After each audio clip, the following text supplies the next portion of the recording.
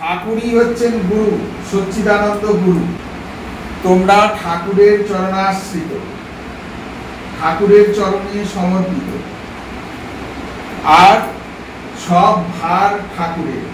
ঠাকুরকে আশ্রয় করে চললে জীবনে যাই আসুক না কেন, যত ঝড় ঝাপটা সুনামি যাই আসুক না কেন, সব মাথার মধ্যে চলে যাবে।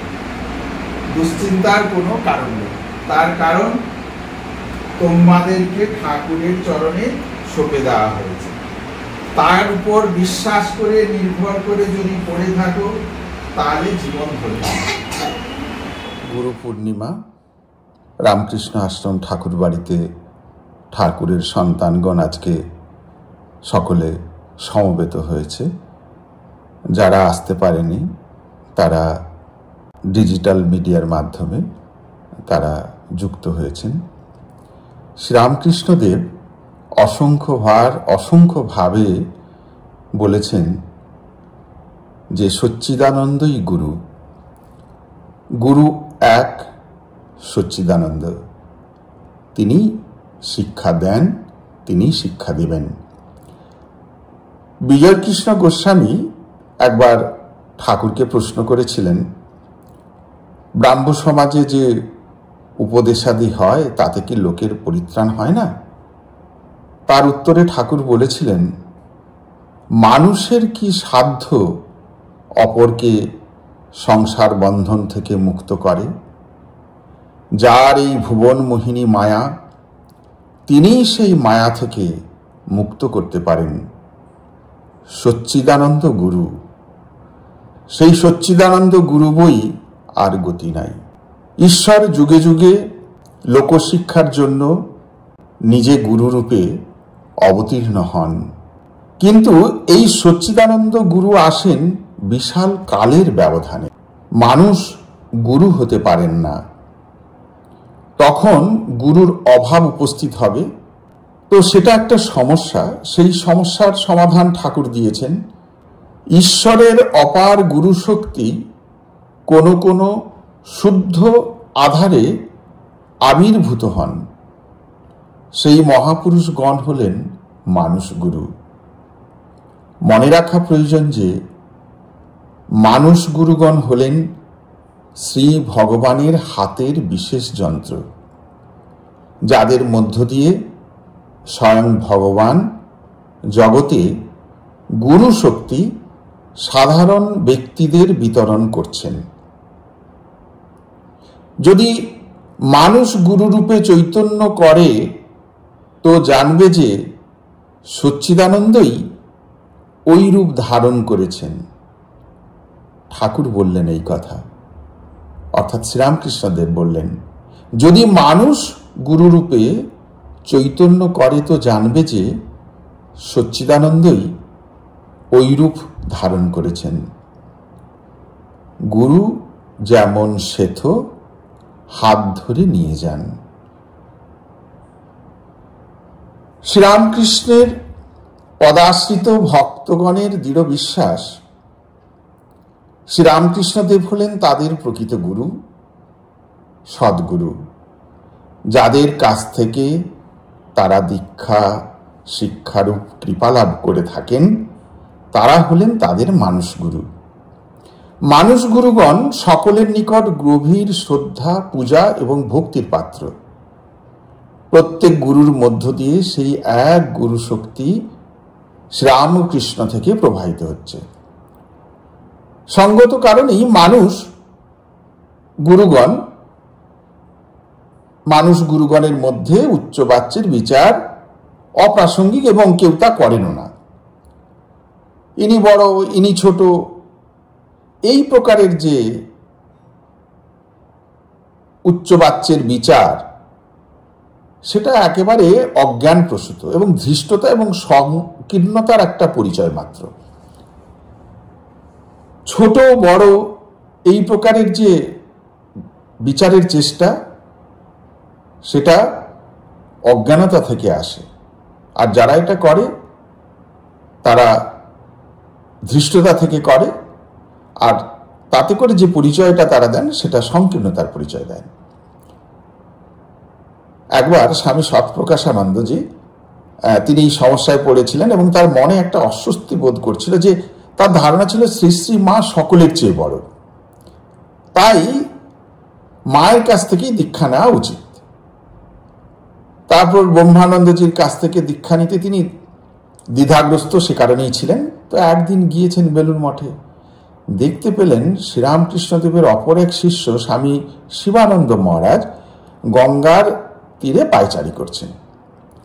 সৎপ্রকাশানন্দজি তার নিকট প্রণাম করে মহারাজকে নিবেদন করে বললেন, মহারাজ, কেউ কেউ শ্রী শ্রী মায়ের কাছে দীক্ষা নেয়, আর কেউ কেউ মহারাজের কাছে, মানে স্বামী ব্রহ্মানন্দজি মহারাজের কাছ থেকে দীক্ষা নেন, এতে কি কোনো প্রভেদ আছে? শিবানন্দজি বললেন, আমি তো কোনো প্রভেদ দেখি না।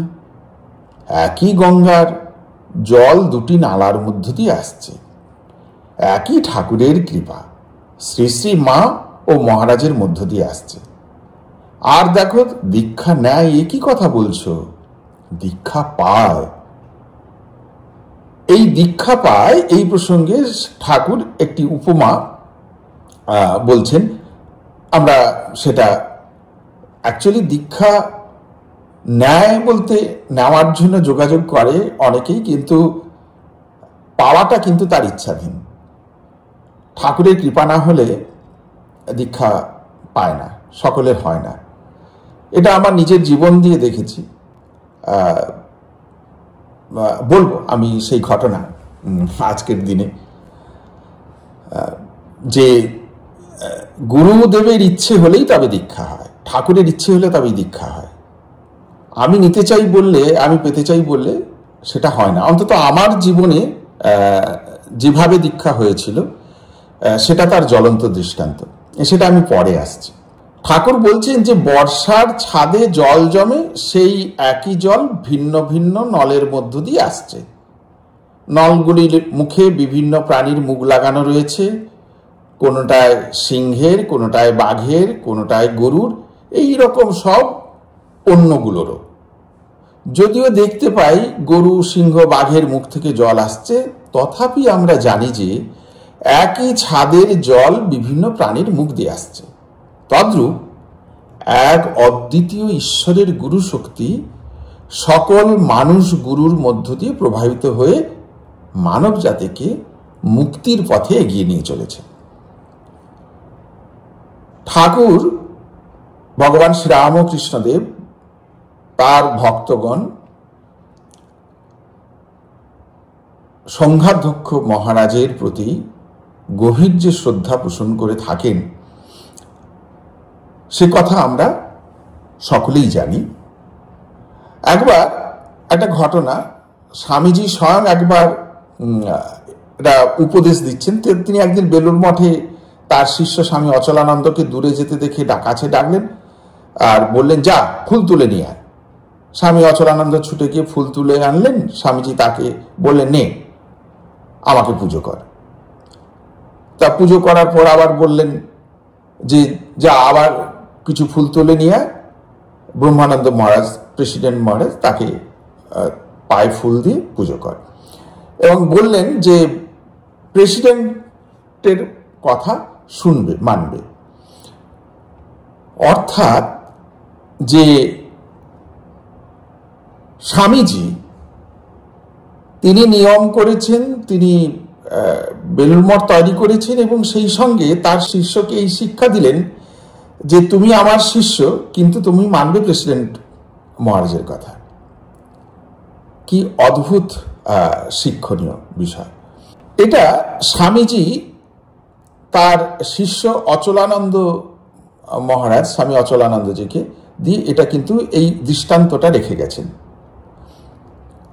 স্বামী শিবানন্দজি একসময় অন্যদের বলেছিলেন যে দেখো বাবা, আমি দীক্ষা দিচ্ছি এ বুদ্ধি আমার নেই। বাস্তবিকই আমার মনে হয় না কোনো গুরুই যারা এই দীক্ষার কাজে, দায়িত্বে ঠাকুরের সন্তান হিসেবে পালন করেন, আমার মনে হয় না তারা কেউ এইটা ভাবেন বা মনে করেন। যেটা স্বামী শিবানন্দজি বলছেন যে দেখো বাবা, আমি দীক্ষা দিচ্ছি এ বুদ্ধি আমার নেই। তিনি ভক্তদের প্রাণে প্রেরণা দিয়ে এখানে নিয়ে আসেন। তিনি আমার ভেতরে বসে যা বলান আমি তাই বলে দিই মাত্র। ঠাকুর হলেন আমাদের অন্তরাত্মা। এই যে কথাগুলো বলছি এগুলো হচ্ছে আমাদের কথা, আমাদের ভেতরের কথা। আসলে যে কথাগুলো আছে এই কথাগুলোর বাইরে আমাদের আর নতুন কোনো কথা নেই। ঠাকুর আমাদের অন্তরাত্মা। তিনি যেমন বলান, যেমন করান, যেমন চলান সেভাবেই আমরা চলি।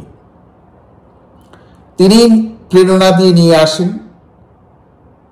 তিনি যা বলান ভেতরে বসে তাই বলি। একটা উনুনে একটা ভাতের হাঁড়িতে কিছু আলু পটল ফুটছে, চালও ফুটছে। যদি উপর দিকে তাকাই দেখবো যে কি সুন্দরভাবে ওই গরম জলে চালের সঙ্গে আলু পটল সেগুলো লাফাচ্ছে। আসলে ওই নিচে যে উত্তাপ সেটাই লাফানো করাচ্ছে। ওই অন্তরাত্মা, ঠাকুর অন্তরাত্মা আমাদের মধ্যে বসে আছেন। তিনি যেভাবে চালিত করছেন, চালনা করছেন, আমরা সেইভাবে চলছি। সাধারণ গুরুর সীমাবদ্ধতা ও ঈশ্বরের অবতার বা সদ্গুরুর অপর কৃপাশক্তির কথা মানুষ গুরুগণ শিষ্যদের সম্যক অবহিত হতে উপদেশ করেন। স্বামী বিরজানন্দজি সুন্দরভাবে সেটা কিরকম বলেছেন দেখুন। কেউ কারো পাপের ভার নিতে পারে না, গুরুও নয়। আপনারা যারা মনে করেন দীক্ষা হয়েছে মানে গুরুদেব আমাদের সব পাপের ভার নেবে, না, সেটা হয় না। এটা একটা মস্ত বড় মহাভ্রম। মন্ত্র দীক্ষা দিয়ে গুরু তোমার সমস্ত পাপের ভার নিজের ঘাড়ে নিয়ে নিলেন, এটা মনে করা একটা মস্ত বড় ভুল, মহাভ্রম। এক ভগবানের অবতাররাই তা পারেন এবং তা নেন, কারণ তারা অহেতুক কৃপা সিন্ধু। পাপী তাপী উদ্ধারের জন্যই তারা আসেন।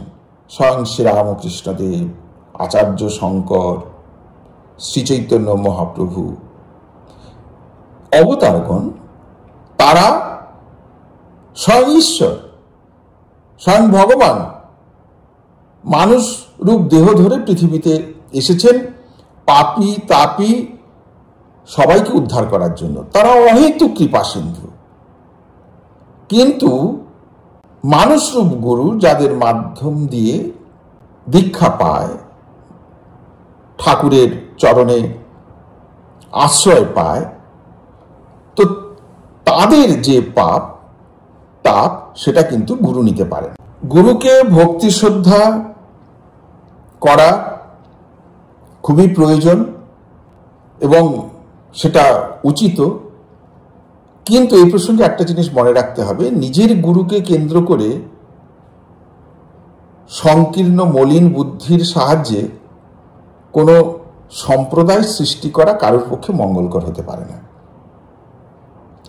প্রত্যেকের কাছে তাদের নিজ নিজ গুরুদেব হচ্ছে দেবতুল্য, অত্যন্ত শ্রদ্ধার, অত্যন্ত ভক্তির।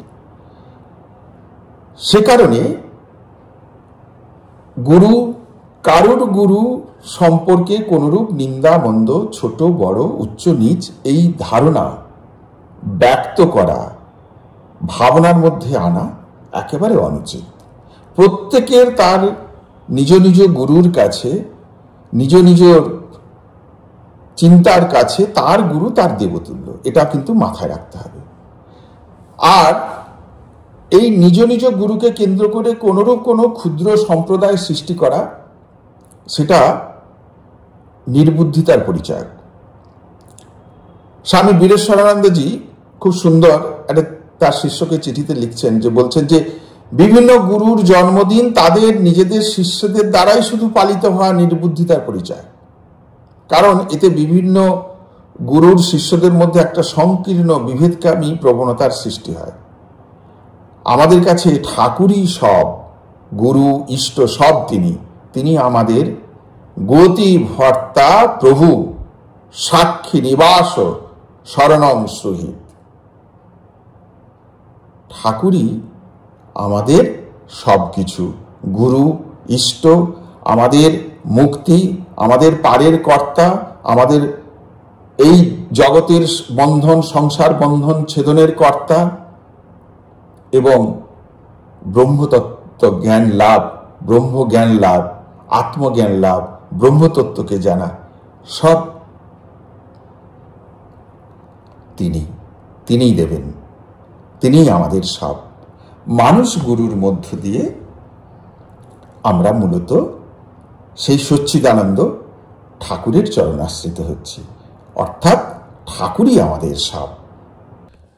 দীক্ষা নিলেই তো হয় না। দীক্ষা নেওয়ার পর যদি সাধনা না থাকে, তাহলে পরে শুধু দীক্ষা নেওয়াই হলো, দীক্ষা পেল বা তার কৃপা পেল, কিন্তু সাফল্য নির্ভর করবে নিজের সাধনার উপর। সাধক হতে হবে, মূল কথা। শ্রীরামকৃষ্ণদেব একটি গান গাইতেন, আমরা জানি যে মন্তর দিলাম তোরে সেই মন্তর, এখন মন্তর। এখন মূল বিষয় হচ্ছে দীক্ষা তো হলো, কিন্তু মন দিতে হবে, ঈশ্বরকে মন দিতে হবে। মন যদি না দেওয়া যায়, তাহলে সবটাই বৃথা হলো। ব্যাকুলতা এবং প্রবল বিশ্বাস, এই দুটো জিনিস সাধকের মধ্যে দৃঢ়ভাবে থাকতে হবে। ব্যাকুল হয়ে কেঁদে কেঁদে প্রার্থনা করতে হবে, আর প্রবল বিশ্বাস যে তিনি দেখা দেবেন, তিনি দর্শন দেবেন, আর আমি সমর্থ তার দর্শন পেতে। সে কারণে গুরু যে সাধন পদ্ধতি বলে দেন, সেটা সাধকের আন্তরিকতার সঙ্গে নিয়মিত অনুশীলন করা খুব দরকার। ঠাকুর গুরুকে মানুষ বুদ্ধি করতে নিষেধ করেছেন, বলেছেন যে তাকে সাক্ষাৎ ঈশ্বর ভাবতে হয়, তবে তো মন্ত্রে বিশ্বাস হবে। এই বিশ্বাস যদি না আসে, তাহলে পরে কিন্তু সব গোলমেলে। অবিশ্বাস এলেই ডুবে যেতে হবে। মানুষের ভেতর দোষ গুণের সীমাবদ্ধতা আছেই, কিন্তু শিষ্য গুরুর প্রতি ভক্তিতে গুরুর দোষ দেখতে পান না, এটা কিন্তু মাথায় রাখতে হবে। সেজন্য শ্রীরামকৃষ্ণদেব বলতেন, যদ্যপি আমার গুরু সুরি বাড়ি যায়, তথাপি আমার গুরু নিত্যানন্দ রায়। আর বলছেন গুরু বাক্যে বিশ্বাস, বিশ্বাস হয়ে গেলেই হলো। বিশ্বাসের চেয়ে আর কোনো জিনিস নাই। আমরা একটা চল কথায় শুনি, গুরু সে চেলা জব্বর, 4 যুগ परमान, रामचंद्र ने सेतु बंधा, टपक गया हनुमान। गुरुर चे चेला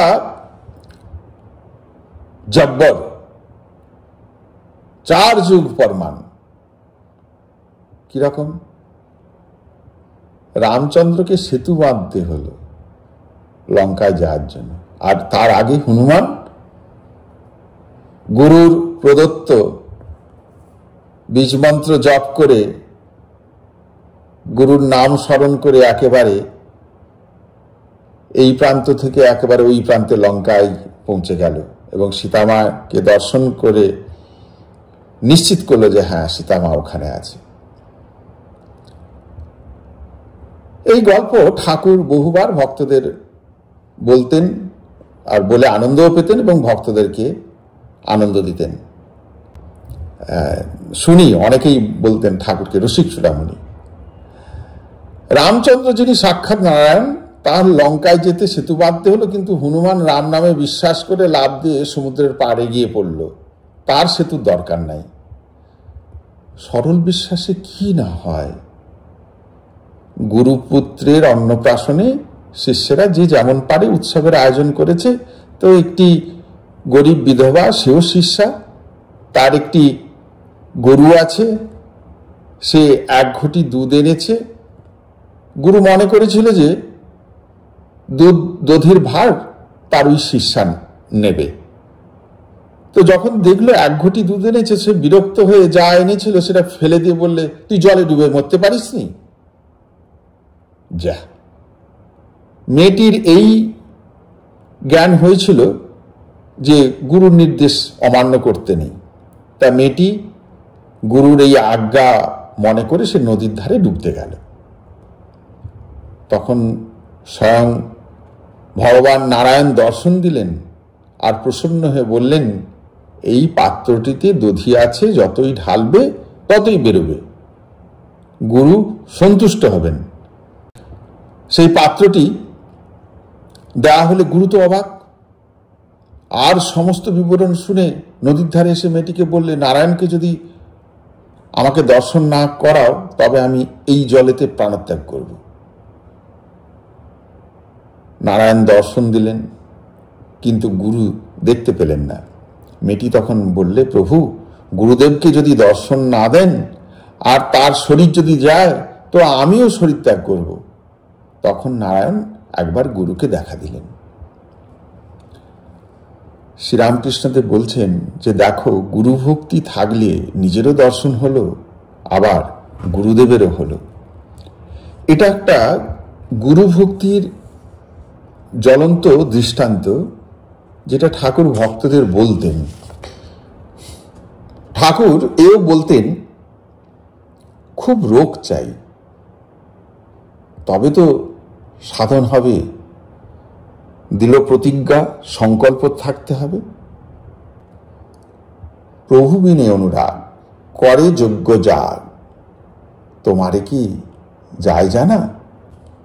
কোনো ভক্তের অনুরাগ কমেছে দেখলে ঠাকুর তাকে বলতেন, এই জন্মে না হোক পরজন্মে পাবো, ও কি কথা, অমন মেদাটে ভক্তি করতে নেই। তার কৃপায় তাকে এই জন্মেই পাবো, এমনি ভাব মনের মধ্যে দৃঢ়ভাবে প্রতিষ্ঠিত করতে হয়। এখনই পাবো, মনে এইরকম জোর রাখতে হয়, বিশ্বাস রাখতে হয়। তা না হলে কি হয়? কি সুন্দর কথা। এই যে খুব রোগ চাই এবং দৃঢ় প্রতিজ্ঞ হতে হবে, কি সুন্দর। যে অমন মেলাতে ভক্তি করতে নেই, তার কৃপায় তাকে এ জন্মেই পাবো, এখনই পাবো, মনে এরকম জোর রাখতে হয়, বিশ্বাস রাখতে হয়। তা নাহলে কি হয়? বিচার বা বিবেক থেকে আমরা লাভ করি বিষয়ের প্রতি বৈরাগ্য, অর্থাৎ ঈশ্বরে ভালোবাসা, বিষয়ে বিরাগ। ঠাকুর কথামৃতকার মাস্টারমশাইকে দ্বিতীয় দিনই শিখিয়েছিলেন বস্তু বিচার। বলেছিলেন, সঙ্গে সঙ্গে বিচার করা খুব দরকার। কামিনী কাঞ্চন অনিত্য, ঈশ্বরই একমাত্র বস্তু। টাকায় কি হয়? ভাত হয়, ডাল হয়, কাপড় হয়, থাকবার জায়গা হয়, এই পর্যন্ত। ভগবান লাভ হয় না। তাই টাকা জীবনের উদ্দেশ্য হতে পারে না। এর নাম বিচার। শ্রীরামকৃষ্ণের মুখে প্রায়ই শোনা যায় এই সাধন কথাগুলি। মাঝে মাঝে সাধুসঙ্গ, আর মাঝে মাঝে নির্জনের থেকে ঈশ্বর চিন্তা। আর বিচার করতে হয় সৎ অসৎ। তার কাছে প্রার্থনা করতে হয়, আমাকে ভক্তি বিশ্বাস দাও। সাধুসঙ্গ, নির্জনবাস, সৎ অসৎ বিচার এবং ব্যাকুল হয়ে প্রার্থনা। প্রার্থনা শুধু শুধু নয়, ব্যাকুলতার সঙ্গে, আন্তরিকতার সঙ্গে। বস্তু বিচার, নিত্য অনিত্য, সৎ অসৎ। নির্জনবাস অর্থাৎ শুধু ঈশ্বরকে নিয়ে ভাবনা। ঈশ্বর চিন্তা ভিন্ন, ঈশ্বরের ধ্যান ভিন্ন, ঈশ্বরের নাম ভিন্ন, জপ ভিন্ন, অন্য কিছু নেই। আর সাধুসঙ্গ, সাধুসঙ্গ অথবা ঈশ্বরের ভক্ত সঙ্গ। তার কারণ সাধুসঙ্গে ঈশ্বরীয় কথা হয়, আর ঈশ্বরের ভক্তের সঙ্গে ঈশ্বরীয় কথা হয়, অন্য কোনো কথা নয়। শ্রীরামকৃষ্ণদেব জ্ঞানমার্গের মূল সাধন সে সম্পর্কে তিনি যে 3 যোগের প্রধান সাধনগুলি বলেছেন, ঈশ্বরের নাম গুণগান করতে হয়, ধ্যান করবে মনে কোণে আর বনে, সব কাজ করবে কিন্তু মন রাখবে ঈশ্বরে। শ্রীরামকৃষ্ণ ভক্ত জীবনে আমরা লক্ষ্য করি পুরুষকার অবলম্বন করে মানুষের শিক্ষা অনুযায়ী সাধক চতুর্যোগ সমন্বিত সাধনায় ডুব দিতে পারবেন। সর্বশেষে ভগবানের কৃপায় ভক্ত তার প্রিয়তমের সঙ্গে মিলিত হবেন। শ্রীগুরু নির্দিষ্ট সাধন সহায়ক আর ঠাকুর নির্দেশিত সহজ সরল স্বাভাবিক যে ধর্মজীবনের বিষয়গুলো, যেটা ঠাকুর নিজ জীবনে শুধু নয়, আমরা কথামৃতে পরতে পরতে সেটা পাই, সেই অনুসারে যদি সাধক নিজেকে নিয়োজিত করেন এবং জীবনকে পরিচালিত করেন, তাহলে জীবন সার্থক হবে। শক্তি ও শান্তিতে এবং আনন্দে এবং ভালোবাসায় জীবন ভরে উঠবে। আজকে গুরু পূর্ণিমা, সকলেই গুরুর কৃপা এবং তার ইষ্টের কৃপা, স্বয়ং জগৎগুরু সচ্চিদানন্দ ভগবান শ্রীরামকৃষ্ণদেবের কৃপা সকলের উপর বর্ষিত হোক। হরি ওম তৎসৎ, হরি ওম তৎসৎ, হরি ওম তৎসৎ। ওম বিষ্ণু, ওম বিষ্ণু, ওম বিষ্ণু, ওম বিষ্ণু, ওম বিষ্ণু, ওম ঐং, এষো সচন্দন পুষ্প বিল্ল পত্রাঞ্জলি সর্বদেব দেবী স্বরূপায় শ্রীরামকৃষ্ণায় পৌষাদ ওম স্থাপকায় চ ধর্মস্য ধর্মস্বরূপিণে অবতার বরিষ্ঠায় রামকৃষ্ণায় তে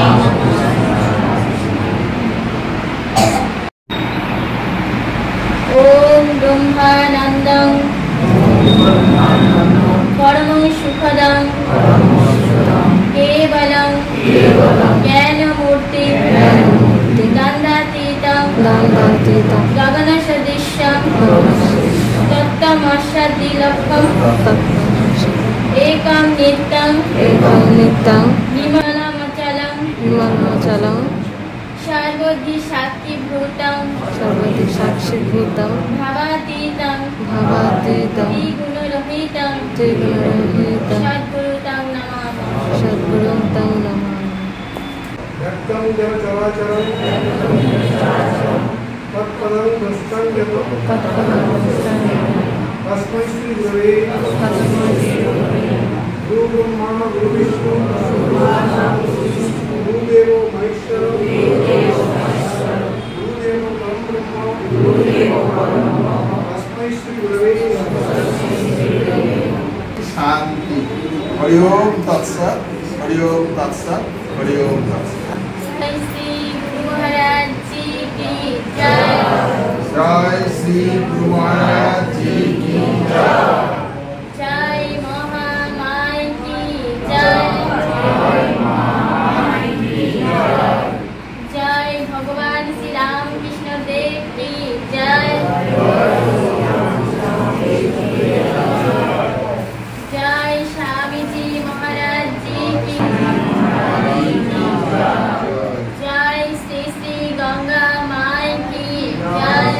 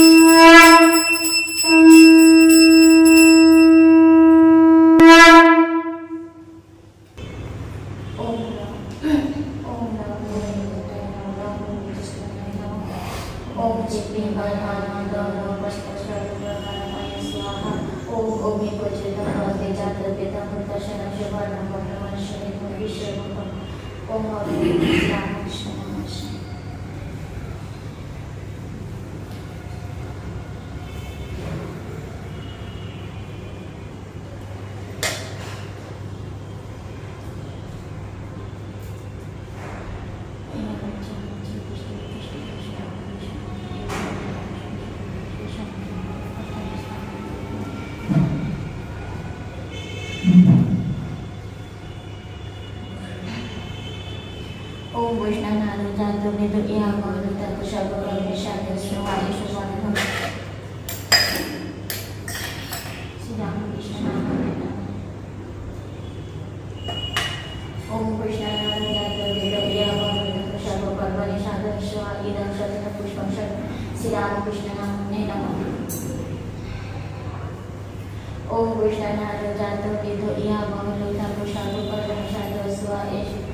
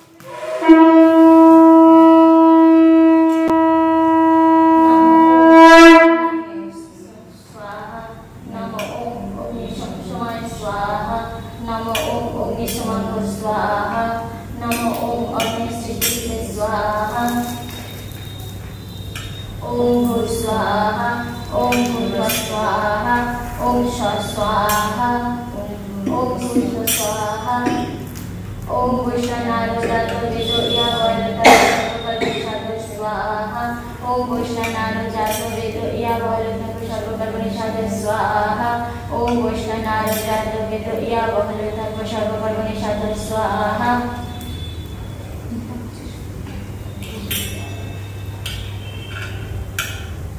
ओम ऐं स्वाहा ओम ऐं स्वाहा ओम ऐं स्वाहा ओम ऐं स्वाहा ओम ऐं स्वाहा